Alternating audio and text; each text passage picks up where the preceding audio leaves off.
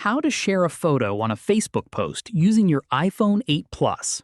Whether you want to upload a single photo or multiple pictures, the process is quick and easy. First, open the Facebook app on your iPhone 8 Plus and sign into your account if you haven't already. At the top of the home screen, tap What's on Your Mind to create a new post.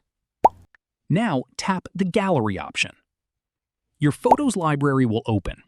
If Facebook asks for permission to access your photos, tap Allow Full Access or choose the appropriate permission to continue. Next, select the photo or photos you want to share, then tap Next.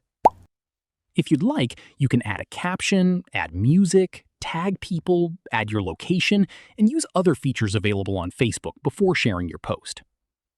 Once everything looks good, tap the Post button in the bottom right corner. That's it. Your photo will be uploaded and shared on your Facebook timeline for the audience you've selected. And that's it. If you found this tutorial helpful, don't forget to like this video, subscribe to the channel, and follow for more iPhone tips, tutorials, and the latest tech updates. Thanks for watching.